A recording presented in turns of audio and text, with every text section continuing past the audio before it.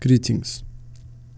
I commend a significant portion of Donald Trump's supporters, because on the day of April 6, after Donald Trump ordered the Tomahawk missile strike in response to alleged chemical weapon use by Bashar al-Assad on civilians, there was such an overwhelming and resounding cry of condemnation by his core supporters. Especially after being incubated in the legacy media's constant slander and smear jobs on Trump supporters, one would not be under the impression that such a large number of his followers would so strongly and vocally criticize his action.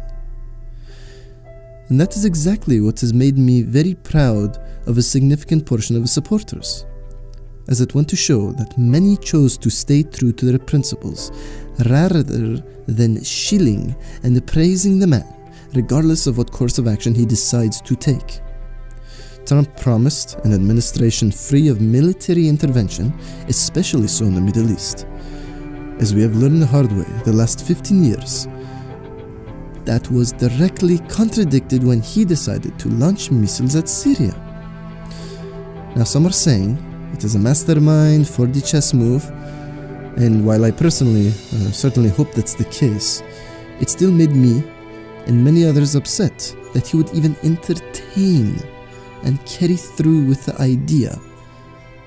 And as such, there was much criticism from even his most loyal supporters.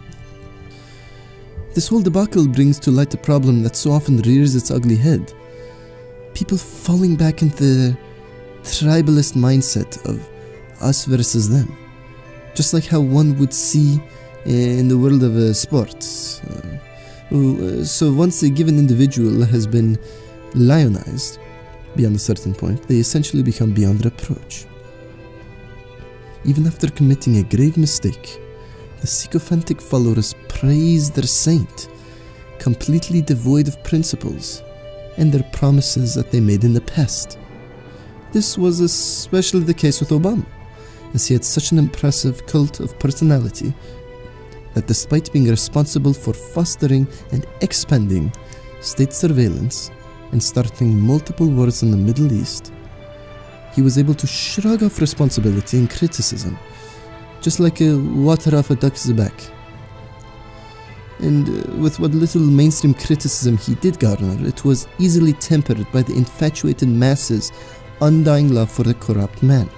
It is actually very similar to third-wave feminism, and how they have this bizarre cognitive dissonance when it comes to Islam and women's rights.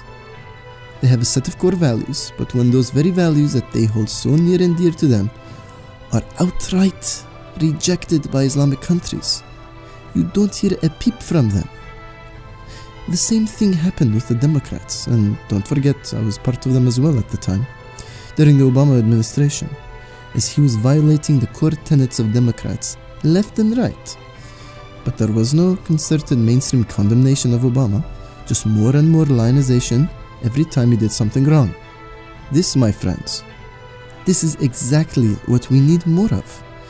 Being loyal to the principle, not the person. Because even those with the purest of intentions in the world can make a grievous mistake or be corrupted by power.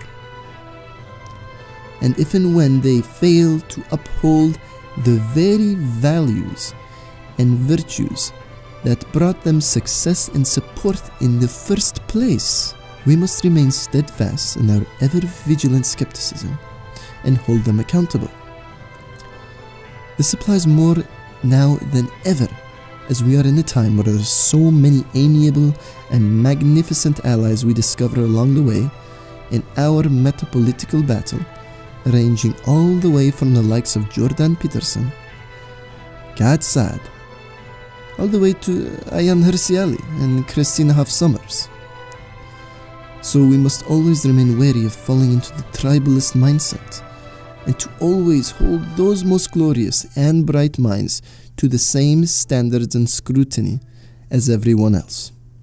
Peace be upon you, and remember to always take the Enthalpic route.